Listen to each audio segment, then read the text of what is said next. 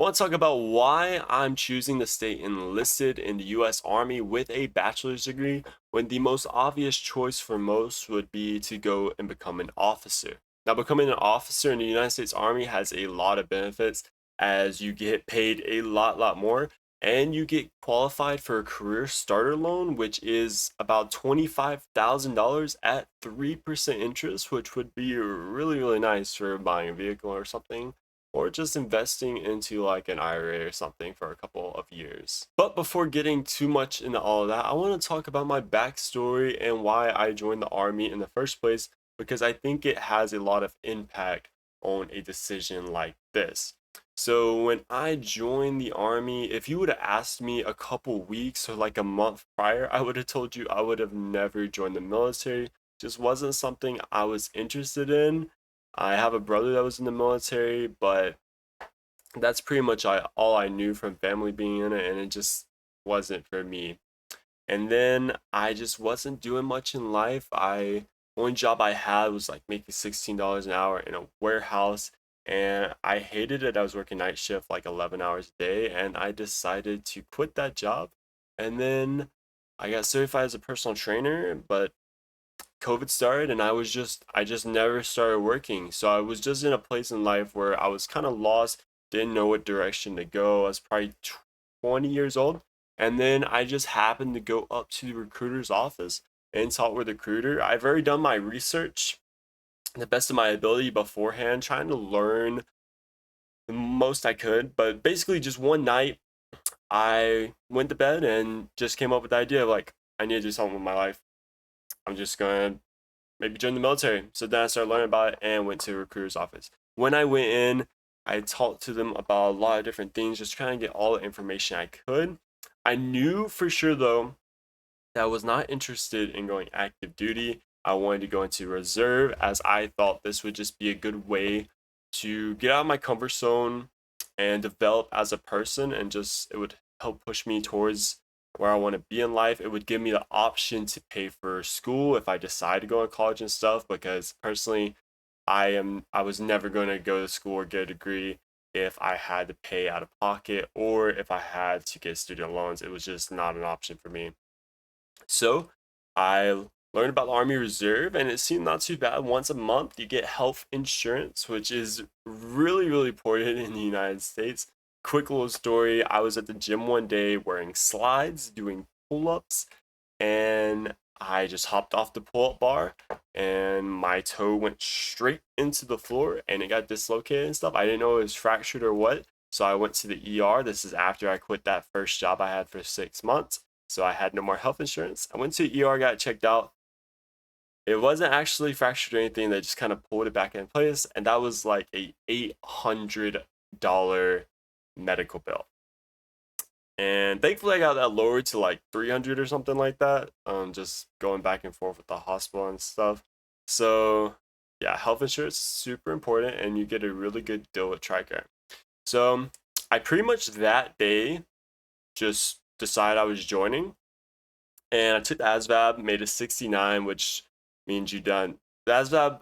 The score, if you make what would generally be bad score, like something like a 60, isn't actually that bad, because the way it's graded is like if I made a 70, I did 70% better than everyone else that's taking the ASVAB. As far as I'm aware, that's how the scoring works. And so that qualified me for pretty much any jobs. And the cool thing about going reserve, whether it's you are going to OCS for officer school or you're just joining the Army in the reserve, you get to actually pick your direct MOS. I don't think it works like that for active duty. You just kind of make a wish list of like maybe their top five and then get one of those. But for reserve, you directly get to choose because they have to find a unit that needs that job opening to be filled, and then they slot you into it. So I ended up picking 42 Alpha, which is HR, as I thought it would be the one that would help me most civilian side, looking good on our resume or just relevant experience, and probably one that would be honestly the most chill and that I would maybe enjoy the most. And it's not a combat related MOS, which most jobs in the Army actually aren't combat related. So I went with that, and then I pretty much Went to MEPS, went to basic, completed basic, completed AIT, and then I've been in the Army since. And honestly, since getting done with basic and AIT, I feel like I am a much more developed person. I can do things that I used to not be able to a lot easier, like talking to people. I'm not super social. Like when I used to make phone calls, even when I was trying to, before I talked to the Army, I was actually talking to Air Force recruiters, and I would, to make the phone call, I would have to take a piece of paper and write an entire script of everything I was going to say, and then call the recruiter or anyone really if I was applying to jobs and stuff, and then go off my script and talk to them. Now I can talk to people normally. My civilian job, I literally go on a microphone in front of a room in front of like 20, 30 people, and I'm an instructor on a microphone for an hour. So I can actually operate in social situations that I not used to be able to do. And I've gotten better at talking to a camera and stuff. And I just feel like more mature, and I'm just able to control my emotions more. So it's been a really good experience developing me as a person. And it actually helped lead me to getting a better job, because one of the biggest things about joining the military, if you're from a small town in the middle of nowhere where there is no opportunities, you're most likely like gonna get dragged down to that level.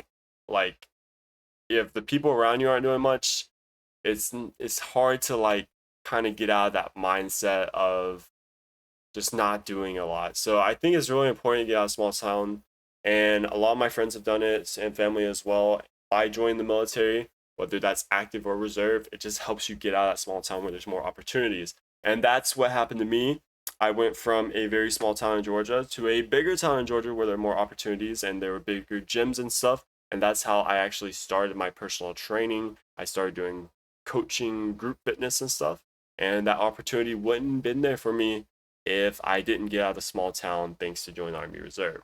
So yeah, I didn't really join the Army specifically with these big goals and ambitions to like go crazy with my Army career, or just I didn't really have any big goals or things set for that. I just wanted to develop as a person, and I really feel like I got that out of the Army. And I also did say I was not willing to pay for school unless I like if I didn't have to get taken out student loans. Thankfully, with the Army Reserve, you don't get the full GI Bill, you get the select reserve GI Bill, but you also get additional benefit, which is tuition assistance. Now, with tuition assistance, you can get up to 4,000 per physical year. Physical year ends in October, and so every October that 4,000 will reset. So I did my research on schools, and I came across Western Governors University, or WGU. Now, WGU is an all online school. That's what I was looking for, because I wasn't about doing the whole traditional college experience and doing all this stuff. I just wanted to get the degree and get it done. The really cool thing about WGU is, and I feel like it's going to be the leader of schools going forward, it already is one of the top military like schools that military people go to. And the cool thing about it is it's competency based. So you don't have like the normal grading, like I made a 50, 60, 80, 100. You don't have all that. You have either basically pass or fail. So you have to get a certain percentage of the test, basically questions right. And if you do it well enough, you're competent, and then you're good. If you can make it well enough on the test, you pass. If you don't do well enough, then you fail. It's fail or pass. And I kind of like that. And also, the one other thing I really, really liked is you can accelerate at WGU. So everything is at your own pace, whether you go at the traditional pace of getting college done in like 4 years, or maybe it takes you 5 or 6 to get your bachelor's degree, or it might take you 1, 2, or 3 years if you really bunker down and just do everything. Because the thing about traditional colleges is you go to class, I don't know, 2, 3 times a week, maybe 1 time a week, and it's spread out over an entire semester. And that's really what drags it out over 4 years. And then half of the stuff I feel like you do in a traditional school is just kind of like busy work and stuff. I mean, most stuff you learn like that, anyways. Don't think most people retain stuff from every individual class throughout school, anyways. So I figured WGU, I can get through it faster, and I can save money on tuition as well by getting through it faster. Plus, I was working mostly like part time, so I had a lot of open time I could dedicate straight to WGU. So I started doing that. I transferred in like 18 credits from some dual enrollment classes I did while in high school. And then I had one class transfer from the Army since my MOS is HR. I actually got an HR class done because I'm going for a bachelor's degree. And then I just got into the rhythm of just learning, got my process, my method down for learning, and just breezing through class after class after class. And before I knew it, about a year, maybe a year and like 3 months, I finished my entire bachelor's degree and saved myself 3 years and paid for all of it with tuition assistance and other scholarships. So now I have no student loans and I have a bachelor's degree in only 1 year. Now, the crazy thing is, this allows me to go straight into being an officer if I wanted to. It gives me that option. And I believe as a E4 enlisted, I may be making like, on if I was active, like 50, 63.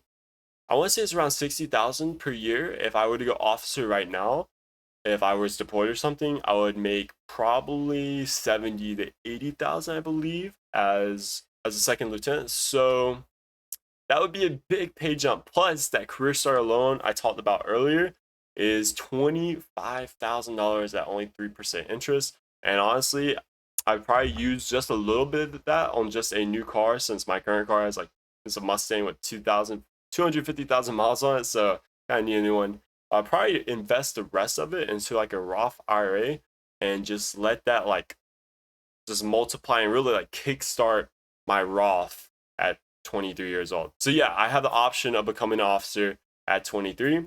And now I just want to talk about why I'm like most likely not choosing to go that route. I mean, I have the option no matter what, but there's a couple reasons why I'm just not leaning towards becoming an officer at the moment. One is because this entire time I haven't been super goal oriented in like my military career. I joined for personal development and just getting out of that rut of not doing anything and just figuring out my life as a person and so I can get that health insurance. And I am very passionate about my civilian job. And if I were to go to OCS, that would be like 11, 12-week school. I'm not sure off the top of my head, but that'd be another long school just like basic was. That would be away from my job, which I'm getting better and better at, and I really love doing. And then I would additionally have to go to the Bullock schools, and that would just be more time away from my civilian job, which I just don't know if I'm willing to do, taking all of those schools at the moment. And then also, there is a lot more responsibility with being an officer, and I'm just not sure if I want that responsibility right now. And I don't think it's fair to other soldiers if I were to go in that position and I'm really not passionate about being in that position, you know? So I just don't think it's the best idea for me personally right now. My biggest reason for making this video in general is just a lot of people seem surprised when I tell them I'm not going straight into being an officer when I already have a bachelor's degree and everything like that. So just wanted to share my thoughts on it, just in case you might be in the same position. I think it's okay to consider your options if you really do have things going on civilian side where it doesn't make sense for you to go straight to be an officer. It's okay, especially like my situation. At the end of the day, I got a free bachelor's degree. I have no student loans. I can still serve and do my thing on the enlisted side. And enlisted is really not that bad from what I've experienced so far.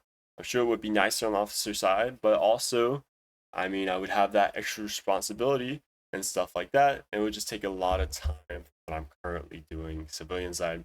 And even my YouTube channels, I would have to take a lot of time off of making videos when I already have this momentum going up. So I'm just not sure if I'm willing to sacrifice that. But yeah, let me know what you guys think about the idea of staying enlisted, even though you could go officer down in the comments. I might be crazy. I might be the outlier, the minority, but that's okay. And if you're interested in Western Governors University, like I was talking about for a lot of this video, you can check out my video right here about how I got my degree done in just 1 year. Thank you for watching.